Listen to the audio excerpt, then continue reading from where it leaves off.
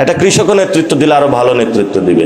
দেখতে পাইবেন কয়েকদিন পরে কি বাজে পরিস্থিতিতে দেশটা পড়তে যাচ্ছে। আপনারা এমন একজন লোকের হাতে দায়িত্ব দিয়েছেন যে লোকটা স্টেট বুঝে না, রাজনীতির ন্যূনতম কোনো জ্ঞান নাই। কি করেছে 5 মাসে?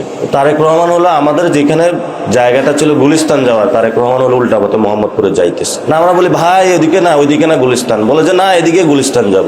বলছে কে বলছে তোমাকে? সালাউদ্দিন আমাকে বলছে। মানুষ আরেকজন সালাউদ্দিন ভাইকে জিজ্ঞেস করতেছে ওইদিকে দেখেছেন তো? ওই গুলিস্তানের কথা বলে তো ওদিকে নিয়ে যেতেছে, কারণ ওইখানে সালামের দপ্তর আছে। আপনি কতটুকু চিন্তা করেন যে লোকটা বাংলাদেশের যার ভ্যালু হলো 22,000 কোটি টাকা, সে বাংলাদেশের 1 লক্ষ 2 লক্ষ কোটি টাকা মাইরা দিচ্ছে।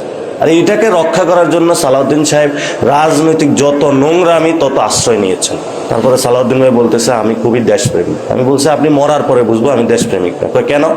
শেখ মুজিব তো দেশপ্রেমিক ছিল, কিন্তু মরার আগে তো হলো বাংলাদেশের সবচেয়ে বড় গাদ্দার হয়ে গেছে। মরার আগে আমরা কাউকে হাদিব মরিয়া প্রমাণ করিয়াছে সে দেশপ্রেমিক। ফলত সালাউদ্দিন ভাইয়ের যে ইভেন্ট যে অ্যাক্টিভিটিস গুলা, এগুলো কোনো পেট্রিয়ট করতে যায় না, এগুলো হলো বাংলাদেশ বিরোধী উনি কার্যক্রম করতেছে। আপনি দেখেন প্রত্যেকটা জায়গায় যাদেরকে নিয়ে এসেছে এমপি গুলা কি অবস্থা। এই যে দেখেন নুরুদ্দিন অপু, প্রধানমন্ত্রীর ক্লোজ এলাই, তার সে কালবেলা কিনছে এবং এটার মূল্য ছিল 10-12 কোটি টাকা। এটা কিনছে মানে 30-40 কোটি টাকা দিয়ে। ব্ল্যাক মানি হলো, এটাতে সার্কুলেট করছে। ওটা দিলে লেখা হলো জয় বাংলা। ঠেলা সামলাইতে সামলাইতে কবে যে এগুলার হবে কি হবে আল্লাহ জানাবে। জয় বাংলা দিব্যি হলে সবকিছু চালিয়ে যাচ্ছে।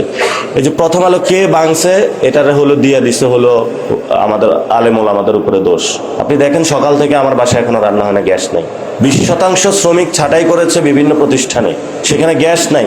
বিদেশে প্রবাসীদের সাথে গিয়ে কথা বলেছে কি যে বাজে অবস্থায় আছে তারা। তাহলে এই 5 মাসে আমরা বলেছিলাম আমরা একটা রিফর্মের ট্রেনে উঠি।